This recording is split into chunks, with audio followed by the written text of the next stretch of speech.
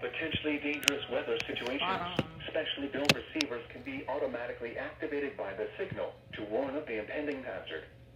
Tests of the signal and receiver performance are normally conducted between the hours of 11 and noon each Wednesday.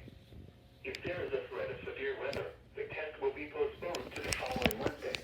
To provide the most consistent and dependable warning service possible, the warning alarm will be activated for hazardous watches and warnings for the following counties in southeast North Carolina: Bladen, Brunswick, Columbus, Pender, and New Hanover. This has been a test of the NOAA Weather Radio Public Warning Alarm System. We now return you to the normal program schedule. But they aren't blocked. What? Alright, whatever. And now taking a look